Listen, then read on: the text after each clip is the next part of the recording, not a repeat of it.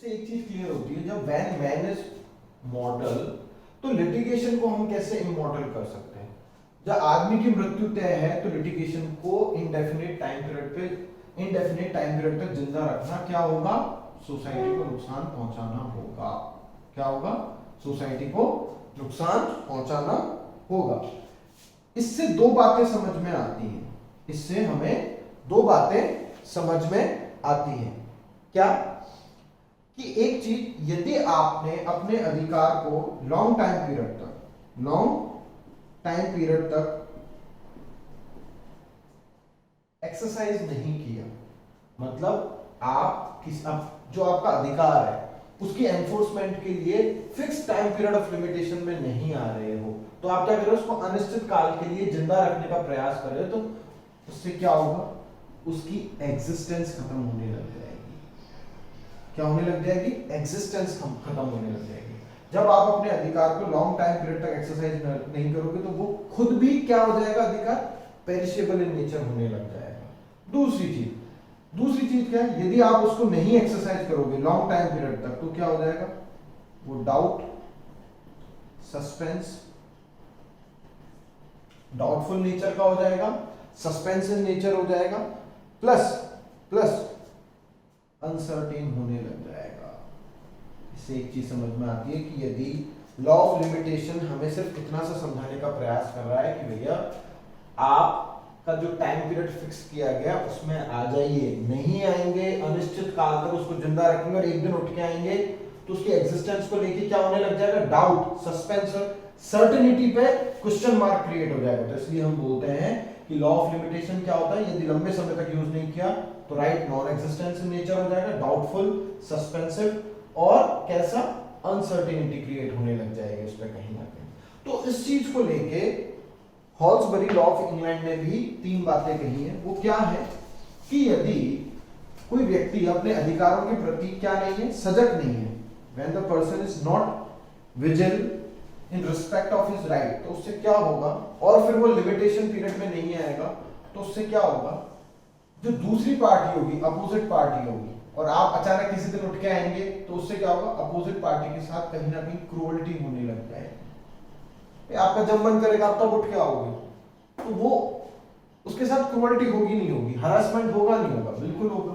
दूसरी चीज, इससे एक क्या नुकसान होगा? पहली चीज तो क्रूअल्टी, हैरेसमेंट होगा। दूसरा क्या होगा? दूसरा ये होगा कहीं ना कहीं फेडिंग ऑफ मेमोरी, मतलब विटनेसेस, जिस अधिकार को आप एनफोर्स कराने के लिए कोर्ट में आ रहे हो तो विटनेसेस लाओगे, तो विटनेसेस को कहीं ना कहीं वो जो बयान देना चाहते हैं कोर्ट में वो भूल जाएंगे, उनको चीजें याद नहीं रहेंगी, एविडेंस टेम्पर्ड होने लग जाएंगी। और तीसरा, विटनेसेस हॉस्टाइल होने लग जाएंगे। विटनेसेस हॉस्टाइल होने लग जाएंगे, वो आपके विपरीत जाने लग जाएंगे। तो ये दो बातें प्लस एक और तीसरी चीज law of Halsbury law of England ने बताया कि यदि आप खुद प्रॉम्प्टली अपने अधिकार के लिए नहीं आते तो फिर कोर्ट भी आपकी मदद नहीं करेगा। मतलब प्रॉम्प्टली से मतलब यहां नहीं है कि तुरंत आपके साथ कुछ हुआ और तुरंत, प्रॉम्प्टली से मतलब है आप लिमिटेशन पीरियड में नहीं आओगे तो हम आपकी मदद नहीं करेंगे, क्योंकि लॉ ऑफ लिमिटेशन किस पर बेस्ड है? लॉ ऑफ पीस पर बेस्ड है। फिर आप क्या करोगे? सोसाइटी में डिस्टर्ब करने लग जाओगे, दूसरे पक्ष के साथ क्रूअल्टी करोगे, एविडेंस खत्म होने लग जाएंगी, विटनेसेस भूलने लग जाएंगे बातों को, विटनेस हो सकता है आपके विपरीत भी चले जाए, सोसाइटी डिस्टर्ब होगी नहीं होगी इन चीजों से। तो इसलिए हम लॉ ऑफ लिमिटेशन को लॉ ऑफ पीस भी कहते हैं, उसका कॉम्बिनेशन इससे जुड़ा।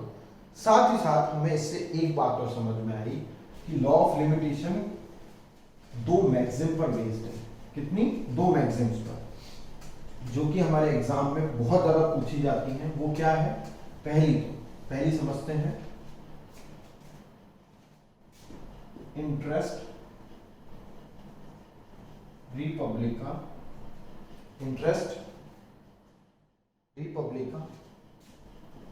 अट सिट फिनिश लिटियम। इसका मतलब होता है it is in the interest of the state that litigation comes to an end. मतलब स्टेट किसके लिए बनाई जाती है? जनता के लिए। स्टेट का क्या काम है? जनता कैसा रहे? पीसफुली रहे। तो हम यही चाहते हैं, यदि लिटिगेशन टाइमली नहीं फाइल की गई तो उससे क्या होगा? जनता को नुकसान होगा। जनता के नुकसान से क्या होगा? स्टेट को। स्टेट कैसा एक्ट करता है? वेलफेयर स्टेट का काम करता है। तो उससे एक चीज समझ में आई, it is interest of state that litigation comes to end. दूसरी चीज क्या है? दूसरी मैक्सिम है विजिलेंटी बस नॉन डॉर्मेंटिबस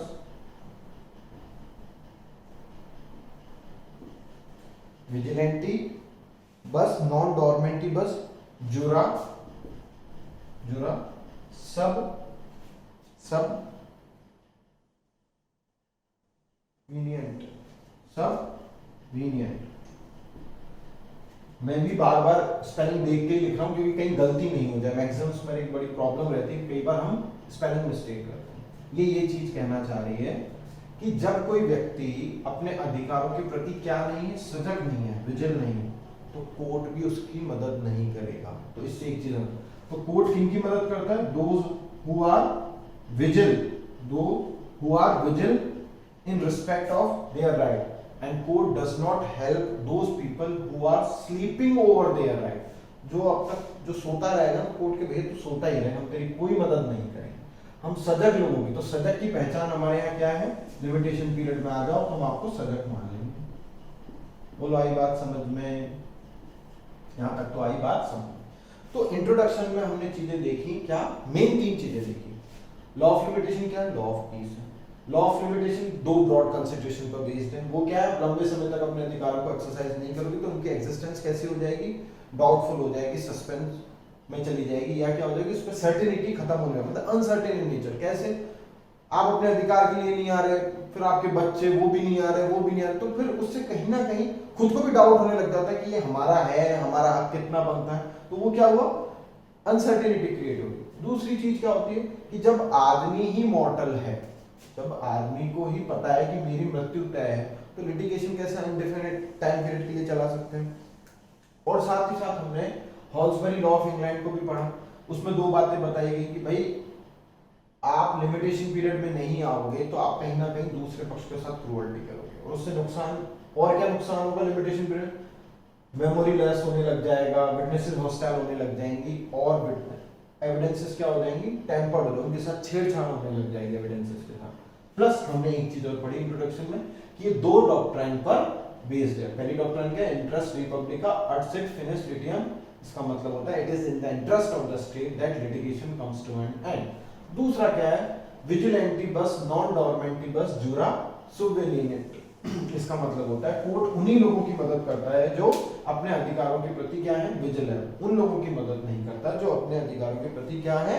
सो रहे हैं। तो इतना सा ही पोर्शन इंट्रोडक्शन का है। इसके बाद हम स्टार्ट करेंगे एप्लीकेशन ऑफ दिस एक्ट, या ये बोल लीजिए applicability of the limitation act 1963। तो एप्लीकेशन में जो हम चीजें पढ़ेंगे उन पे हम थोड़ी सी नजर डालेंगे। वो क्या क्या है कि एप्लीकेशन मतलब ये एक्ट कहां लागू होता है, उसके बारे में बताएंगे। तो एक चीज, ये सिविल सूट्स पर लागू होता है, सिविल अपील्स पर लागू होता है, और सिविल एप्लीकेशंस पर लागू होता है। मैं क्या बोल रहा हूं? सिविल सूट्स पर, सिविल अपील्स पर, और सिविल एप्लीकेशंस पर, उन सब पर लागू होता है। एक चीज अब इसमें देखेंगे, कईयों के दिमाग में प्रश्न आ रहा होगा, नहीं अपील में तो एक जगह वाला लागू होता है, उसकी चर्चा करेंगे अभी।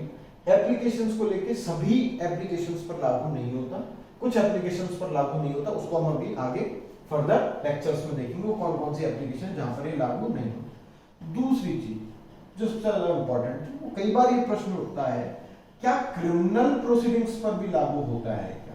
लिमिटेशन एक्ट किस पर?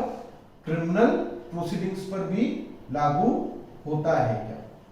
तो उसका जवाब दूंगा नहीं, जनरली लागू नहीं होता, except criminal appeal, except criminal appeal. Limitation act criminal proceedings पर बिल्कुल भी लागू नहीं होता, सिर्फ और सिर्फ क्रिमिनल अपील पर लागू होता है। उसके लिए आप शेड्यूल में देख लीजिएगा, अपील वाला पोर्शन है, आर्टिकल 114 से लेके 117 में दे रखा है कि वहां सिविल अपील और क्रिमिनल अपील दोनों बताएंगे। मेरा कहने का मतलब है एफआईआर के लिए लिमिटेशन पीरियड, कंप्लेंट के लिए लिमिटेशन पीरियड, या क्रिमिनल एप्लीकेशन फाइल करने के लिए आप सीआरपीसी में देखें। लिमिटेशन एक्ट तो बिल्कुल भी नहीं बताता है इसके बारे में। एक चीज, दूसरी चीज एक चीज हमें क्लियर हुई, सिविल सूट, सिविल अपील और सिविल एप्लीकेशंस पर फाइल होता है, क्रिमिनल प्रोसीडिंग्स पर नहीं फाइल होता एक्सेप्ट क्रिमिनल अपील। तीसरा सवाल जो कि मोस्ट इंपॉर्टेंट, क्या लिमिटेशन एक्ट रिट जुरिस्डिक्शन पर भी लागू होता है क्या? इसका मतलब क्या article 32 and 226 of Indian constitution में यदि रिट फाइल करना चाहते हैं तो उसके लिए भी कोई लिमिटेशन टाइम पीरियड है क्या? तो उसका जवाब है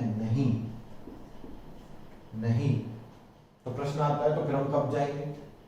मतलब आर्टिकल 32 226 के लिए कुछ तो होगा, तो उसका जवाब है थ्योरी ऑफ लैचेस लागू होती है। क्या कहना चाह रहा हूं, रिट जुरिस्डिक्शन पर कोई लिमिटेशन पीरियड नहीं है, तो उसमें प्रश्न आता है फिर कब क्या है, कोर्ट कैसे कहे कि आप लेट हो गए, कुछ तो होगा, तो उसका जवाब है थ्योरी ऑफ लैचेस।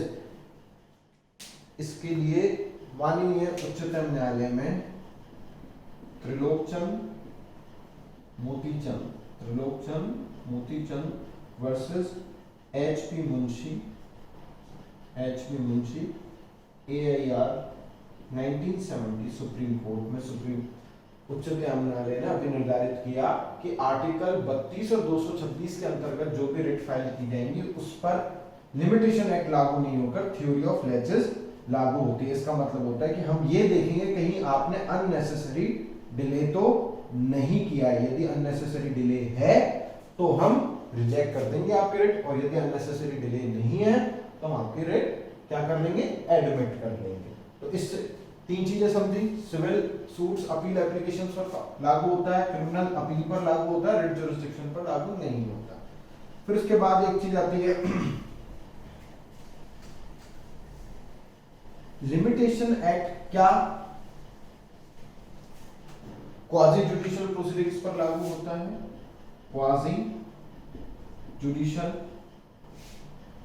प्रोसीडिंग्स पर लागू होता है?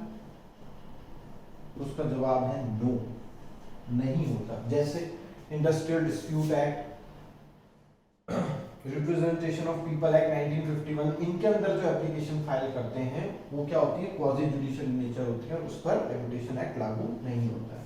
तो उसके बाद नेक्स्ट, क्या आर्बिट्रेशन एक्ट पर लागू होता है?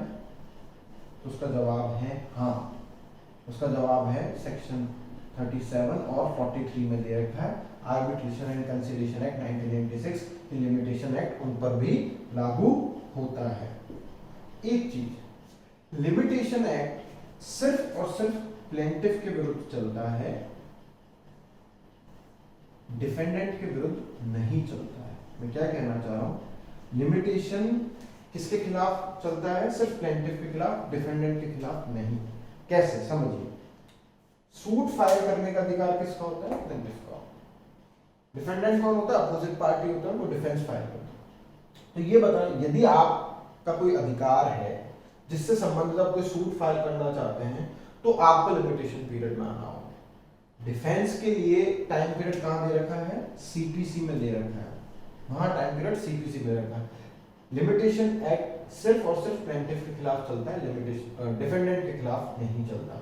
उसका टाइम पीरियड सीपीसी में दे रखा है, ठीक है। अगली चीज, लिमिटेशन एक्ट सिर्फ इंस्टीट्यूशन ऑफ प्रोसीडिंग्स पर लागू होता है, उनकी कंटिन्यूअंस पे लागू नहीं होता, उनकी कंटिन्यूअंस पर लागू नहीं होता। कैसे, समझिए इसको। मान लीजिए आपको सूट फाइल करनी है, उसके लिए 3 साल का लिमिटेशन पीरियड है। कितना है? 3 साल का लिमिटेशन। और ये 3 साल का लिमिटेशन पीरियड मान लीजिए 31 दिसंबर 2020 को खत्म हो रहा है, ठीक है। ये आखिरी दिन है लिमिटेशन पीरियड का। लिमिटेशन पीरियड कितना, 3 साल, और 3 साल किस दिन एक्सपायर हो रहे हैं, 31 दिसंबर 2020। इस दिन आपने सूट फाइल करी, इस दिन आपने सूट फाइल करी। तो मैं क्या कह रहा हूं, लिमिटेशन एक्ट उसके इंस्टीट्यूशन ऑफ प्रोसीडिंग्स पर लगता है, ना कि उसके कंटेंट। कैसे, ये सूट फाइल कर, तो इसमें कोई विटनेस की एडमिसिबिलिटी होगी या नहीं होगी, एविडेंस की एडमिसिबिलिटी होगी नहीं, किसी विटनेस को बुलाना चाहते हैं, उसकी एप्लीकेशन फाइल करना चाहते हैं, तो उन पर नहीं होता लिमिटेशन एक्ट लागू। आपने सूट विद इन लिमिटेशन कर दी, डन। उसके बाद आप विटनेसेस को बुला रहे हो, रिजेक्ट कर रहे हो, मतलब उस कंटिन्यूएंस में, जो ड्यूरिंग द सूट के कंटिन्यूएंस में आप यदि कोई एप्लीकेशन फाइल करो, उन पर लागू नहीं हो रहा। हम तो ये देखेंगे क्या आपने वो सूट समय सीमा में फाइल की या फिर नहीं की। जैसे एक और चीज, सूट फाइल करी 31 दिसंबर, हो सकता है सूट नंबर जारी, मतलब उसका रजिस्ट्रेशन होते होते 4 जनवरी 2021 विद इन लिमिटेशन। हो सकता है कोर्ट का टाइम, कोर्ट ने दिया अपना टाइम 3 दिन का, वो लेता है, पर हमने विद इन लिमिटेशन फाइल कर दी थी, इसलिए इंस्टीट्यूशन ऑफ प्रोसीडिंग्स पर लागू होता है लिमिटेशन एक्ट। उसके उस सूट के कंटिन्यूएंस पर लागू नहीं होता, उसको आगे चलाने पे लागू नहीं होता, एक बार बस शुरुआती चीज के लिए लागू होता है। एक ये चीज समझ में आई। दूसरी चीज क्या, ये प्रश्न कई बार पूछा जाता है इंटरव्यूज में भी, क्या पार्टीज ऐसा कोई एग्रीमेंट, ऐसा कोई करार कर सकते हैं कि जिससे लिमिटेशन पीरियड घटाया बढ़ाया जा सके। मेरा प्रश्न ये है, क्या पार्टीज ऐसा कोई एग्रीमेंट कर सकते हैं कि जिससे लिमिटेशन पीरियड घटाया बढ़ाया जा सके? तो उसका जवाब दूंगा मैं, नहीं। ऐसा एग्रीमेंट किया भी है तो वो वॉइड होगा। वो क्या होगा, वॉइड होगा। इसके बारे में कहां दे रखा है, section 23 and section 28 of Indian contract act. Section 23 and section 28 of Indian contract act 1872। तो कईयों के मन में सवाल आ रहा होगा, सब 2 जगह कैसे दे रखा है वॉइड, एक ही जगह बता देते तो उसका। सुनिए, यदि 2 पार्टी जैसे A वर्सेस B, इन्होंने कोई करार किया, जैसे मान लीजिए A ने B से 1 लाख रुपए उधार लिए, ठीक है, B ने कहा कब लौटाएगा, उसने कहा 6 महीने बाद लौटा दूंगा, ठीक है, वो एग्रीमेंट बनाया। साथ ही साथ उसमें ये लिखा कि सूट मनी की जो सूट फाइल करने का टाइम पीरियड है 3 साल।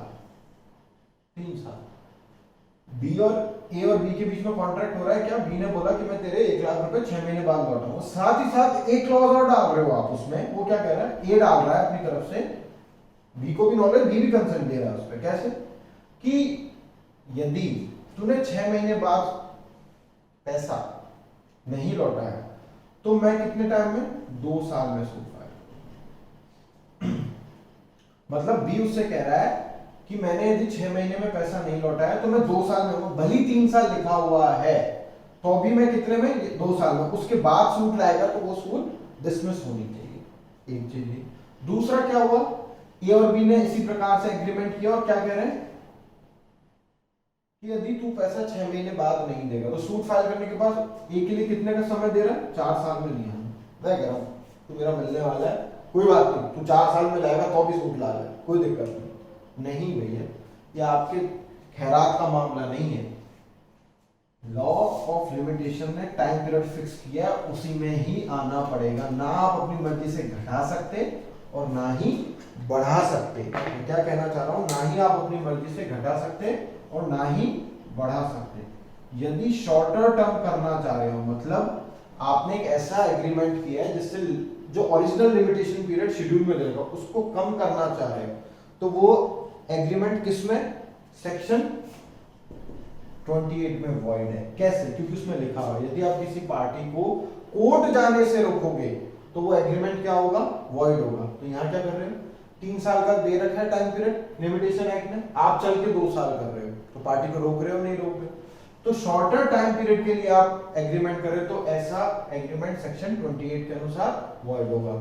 और यदि एक्सटेंडेड टर्म कर रहे हो, क्या कर रहे हो, एक्सटेंडेड टर्म, मतलब जो ओरिजिनल लिमिटेशन पीरियड है उससे ज्यादा का लिमिटेशन पीरियड का करार कर रहे हो, एग्रीमेंट कर रहे हो, तो वो सेक्शन 23 में वॉइड होगा। क्यों, समझिए क्यों, क्योंकि ऐसा एग्रीमेंट क्या है, अनलॉफुल कंसिडरेशन पर बेस्ड है। अनलॉफुल कंसिडरेशन मतलब it is against public policy. और लिमिटेशन एक्ट क्या है? लॉ ऑफ पीस है। किसके लिए बनाया गया? पब्लिक के लिए बनाया गया है। तो ये क्या है? पब्लिक पॉलिसी के विरुद्ध है, इसलिए सेक्शन 23 में ऐसा एग्रीमेंट वॉइड होगा। ना ही पार्टीज एग्रीमेंट करके बढ़ा सकते हैं और ना ही घटा सकते हैं। चलिए लास्ट चीज जो एप्लीकेशन में देखेंगे वो क्या है समझेंगे। Applicability of the limitation act में देखेंगे वो क्या है। क्या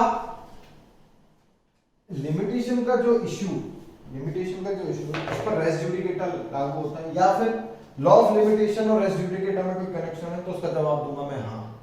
कैसे समझिए, देखिए सीपीसी ऑर्डर 14 उसमें लिखा हुआ है कि यदि सूट फाइल की गई तो कोर्ट एक प्रीलिमिनरी इश्यू देखेगा। सबसे पहले क्या देखेगा? Preliminary issue. मतलब दो तरह के होते हैं, प्रीलिमिनरी और सेकेंडरी इश्यू। सेकेंडरी इश्यू तो वो होते हैं जिन पर रियल में हमारी लड़ाई होती है, मतलब on the basis of fact. और प्रीलिमिनरी इश्यू होते हैं उसके दो, कि कहीं सूट बार तो नहीं, बार मतलब उस पर रोक तो नहीं, और एक जुरिस्डिक्शन को लेके कैसे समझिए। मान लीजिए कोर्ट नंबर 1 में आनी चाहिए थी, वहां से रिजेक्ट हो गई, तो ये जुरिस्डिक्शन का इश्यू है नहीं है, तो वो डिसाइड कर कोर्ट कहेगा ये प्रीलिमिनरी इश्यू है और आप गलत कोर्ट में हम आपकी सूट डिसमिस कर रहे हैं। ठीक। दूसरा मैं कह रहा हूं बार तो क्रिएट नहीं किया, तो बार सूट पर दो प्रकार से क्रिएट किया जाता है, लिमिटेशन के द्वारा और रेस जुडिकेटा द्वारा। कैसे समझिए। कोर्ट सबसे पहले ये देखेगा कि क्या आप लिमिटेशन पीरियड में आए या नहीं आए, और उसमें तय हुआ कि नहीं आप लिमिटेशन पीरियड में नहीं आए, बाद में आए, तो कोर्ट क्या करेगा? आपकी सूट को डिसमिस कर देगा। क्या कर देगा? डिसमिस। और जैसे ही उस सूट को डिसमिस किया और आप दोबारा सब्सिक्वेंट सूट उसी मुद्दे पे, उसी कॉज ऑफ एक्शन पर लेके आ रहे हो, तो कोर्ट क्या लागू कर देगा? रेस जुडिकेटा, कि भाई ये इश्यू तो ऑलरेडी डिसाइडेड हो चुका है, अब हम दोबारा नहीं सुनेंगे। चीज समझ में आई? Direct relation between limitation and res judicata. ठीक है, यहां तक तो हमें चीजें समझ में आई। एक कई बार प्रश्न आता है कि क्या